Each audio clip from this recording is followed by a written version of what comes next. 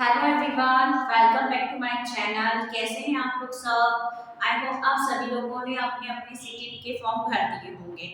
तो चलिए यहाँ पर हम लोग कुछ ऐसे स्टेटमेंट हैं जो रेगुलरली एग्जाम्स में आते ही आते हैं।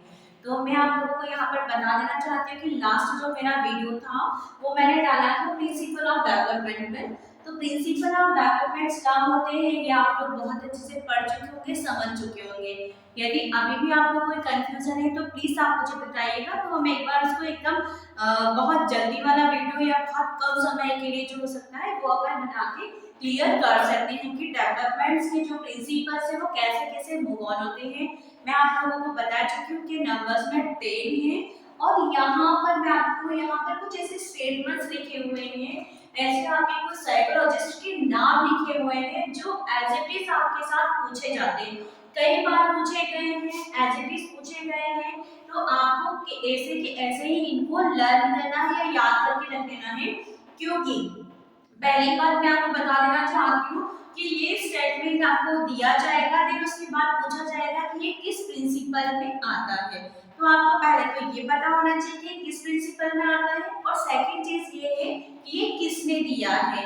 आपको स्टेटमेंट देके दो चीजें पूछी जा सकती है, या तो ये किस प्रिंसिपल में आता है या किस चीज में आता है, और दूसरा ये किसने दिया है। तो फर्स्ट हमारा प्रिंसिपल जो था हम लोगों ने देखा प्रिंसिपल ऑफ कंटिन्यूटी। उसके लिए बहुत सारे स्टेटमेंट थे जो स्किनर सर ने दिए हैं, हरलॉक सर ने दिए हैं, प्यादे सर ने दिए, कोलबर्ग सर ने दिए, बहुत सारे हैं। बट जो स्पेसिफाई है, जो बार बार रिपीटेड होते हैं, बार बार पूछे जाते हैं, वो 4-5 यहाँ पर है। तो मैं आप लोगों को स्टेटमेंट पढ़ के बताती हूँ, फिर उसके बाद ये बताती हूँ कि किस प्रिंसिपल में है और ये किसने दिया है। First is the Skinner sir ने बोला है कि विकास प्रक्रियाओं का निरंतरता। अब देखिए यहाँ पर कुछ चीज मार्क कर लीजिएगा कि निरंतरता की बात यदि आई है तो ये किस प्रिंसिपल में आ जाएगा? कंटिन्यूटी में, प्रिंसिपल ऑफ कंटिन्यूटी में ये आ जाएगा। विकास प्रक्रियाओं की निरंतरता का सिद्धांत केवल इस तथ्य पर बल देता है कि शक्ति में कोई आकस्मिक परिवर्तन नहीं होता। अब इसी को सेकेंड फॉर्म में और कुछ भी कहा जा सकता है कि सेकेंड फॉर्म में क्या कहा जा सकता है। अब बच्चे का जन्म हुआ है तो बच्चा एकदम से बड़ा नहीं हो जाएगा। बच्चा बड़ा नहीं हो जाएगा मतलब उसके जो डेवलपमेंट है वो धीरे धीरे 1 लेवल से 2 लेवल, 2 लेवल से 3 लेवल, 3 लेवल से नेक्स्ट लेवल पर जाएंगे। मतलब कि यहाँ पर कोई भी एकदम से कोई अचानक से चीज नहीं हो जाएगी। तो आपको ये पता होना चाहिए कि जब आप कंटिन्यूटी की बात करें तो यहाँ पर कोई आकस्मिक परिवर्तन नहीं होता है, कोई रैपिडली परिवर्तन नहीं होता है, या कोई एकदम से मैजिक नहीं हो जाता है। मैजिक ना होना क्या होता है? प्रिंसिपल ऑफ कंटिन्यूटी का पार्ट नहीं है। मैजिक जब होगा जब अब वो ईश्वर की लीलाएं अलग होती थी, जब हम मैजिक से चाहते थे कि छोटे से हमारे कृष्ण भगवान बहुत बड़ी बड़ी लीलाएं कर देते थे, लेकिन नॉर्मल बच्चों के साथ ऐसा कुछ नहीं होता है। प्रिंसिपल ऑफ कंटिन्यूटी में सारे जो विकास होंगे वो निरंतर होंगे और वन बाय वन होंगे, स्टेप बाय स्टेप होंगे। कोई भी ऐसा विकास नहीं होगा जो एकदम से उठ के आ जाएगा। तो ये वाला स्टेटमेंट जो हमारा है, फर्स्ट नंबर का स्टेटमेंट है, वो दिया है स्किनर सर ने, और किसके लिए दिया है? तो दिया है प्रिंसिपल ऑफ कंटिन्यूटी के लिए। फिर नेक्स्ट आता है हमारा, नेक्स्ट भी जो स्टेटमेंट है वो सर ने दिया है, स्किनर सर ने, कि विकास के स्वरूपों में व्यापक वैयक्तिक भिन्नताएं होती हैं। व्यापक वैयक्तिक भिन्नताएं, देखिए यहाँ पर जो एक दो वर्ड्स में कीवर्ड्स हैं, आप लोगों को कीवर्ड्स याद रखने हैं। वैयक्तिक भिन्नता हम लोगों ने काय में पढ़ी है? हम लोगों ने पढ़ी है प्रिंसिपल ऑफ इंडिविजुअल डिफरेंसेस में। मींस कि हमारा यदि यहाँ पर आपको पूछा जाए कि विकास के स्वरूपों में व्यापक वैयक्तिक विभिन्नताएं होती है, ये किस प्रिंसिपल के अंतर्गत आएगा? ये किस प्रिंसिपल के में जाएगा? तो आपको क्या है, देखिए वैयक्तिक भिन्नताएं हैं, ये हिंदी में है इसलिए आप लोगों को लगेगा, अदरवाइज आपको पता चल जाएगा कि इंडिविजुअल डिफरेंस जो होते हैं वो क्या होते हैं? इन लार्ज तरीके से होते हैं। तो यहाँ पर क्लियरली आपको विजिबल है कि ये वाला प्रिंसिपल किसमें आएगा?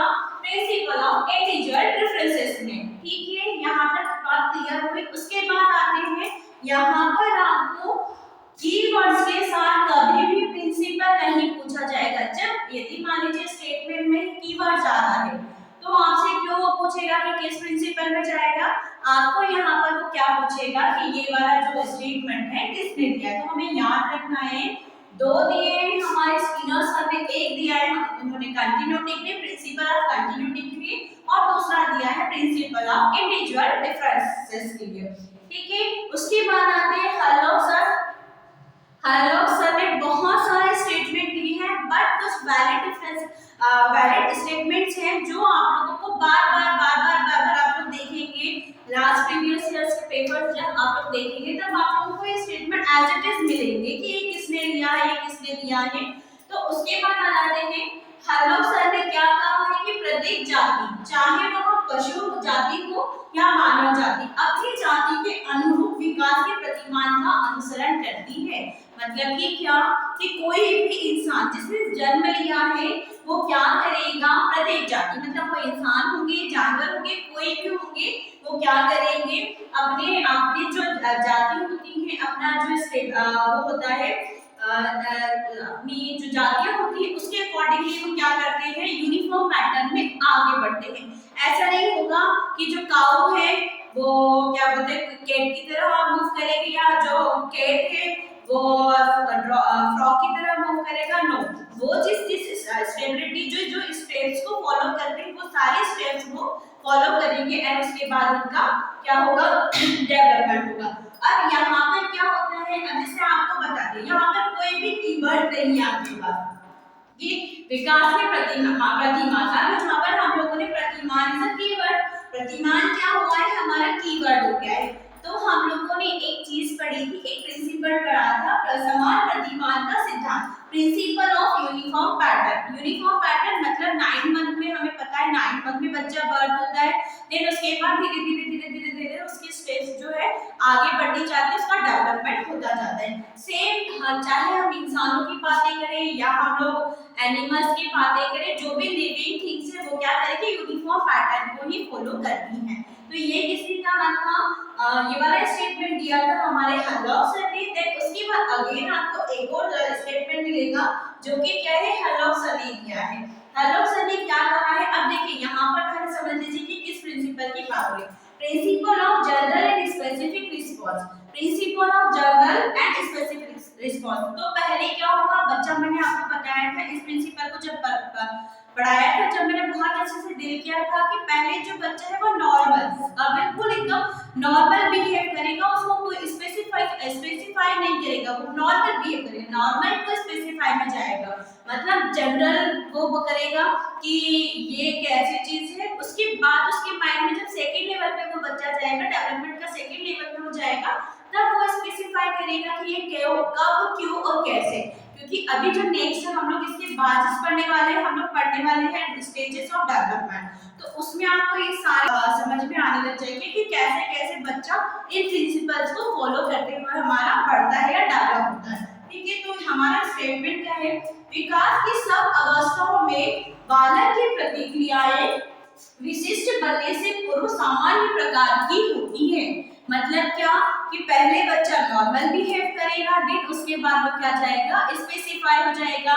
जैसे बच्चे को पसंद बनने लग जाती है ना, कि बच्चा ये कहेगा, अर्ली एज में तो क्या होता है बच्चा मदर मिल्क फीड करता है, देन उसके बाद उसको मीठा पसंद आने लग जाता है, तीखा पसंद आने लग जाता है, ये पर्टिकुलर कोई टेस्ट होता है जिसके लिए वो क्या होने लग जाता है, बहुत हैबिटेड हो जाता है, हैबिचुअल हो जाता है। तो यही है जो नॉर्मल से उसका स्पेसिफाई होना। तो यहाँ पर ये जो कुछ स्टेटमेंट है, 4 स्टेटमेंट आपके पास है, स्किनर सर के 2 स्टेटमेंट है, 2 स्टेटमेंट आपके पास हेलोक सर के।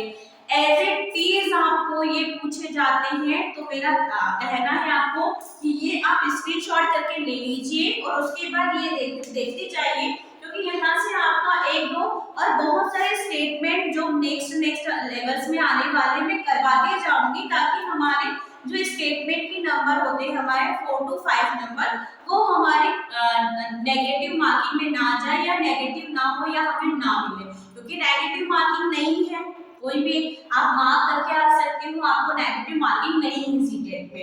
आई होप सब लोग फॉर्म भर दिए होंगे और आप बिल्कुल कड़क तैयारी करनी है आपको।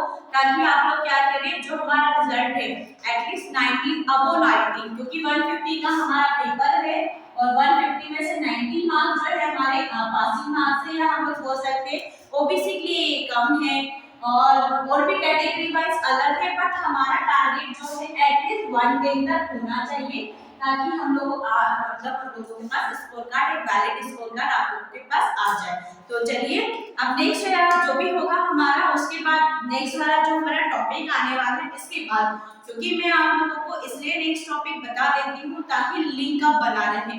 यदि मैं जंप करके कुछ भी पढ़ा दूंगी तो वो अच्छा नहीं लगेगा। इसके बाद टॉपिक आएगा आपका विकास की अवस्थाएं, जिसमें हम लोग पढ़ने वाले इन्फेंसी पढ़ने वाले, चाइल्डहुड पढ़ने वाले, एडोलेसेंस पढ़ने वाले, ये सारी चीजें हम लोग पढ़ने वाले हैं, उसके कैरेक्टरिस्टिक्स पढ़ने वाले थे। उसके बाद हम लोग जाते हैं सोशलाइजेशन में। तो आई होप आप लोगों को ये क्लियर हो कि ये 4 स्टेटमेंट आपको एज इट इज पढ़ने हैं। स्किनर का ये है, स्किनर का ये है, हरलॉक का ये, हरलॉक का ये है।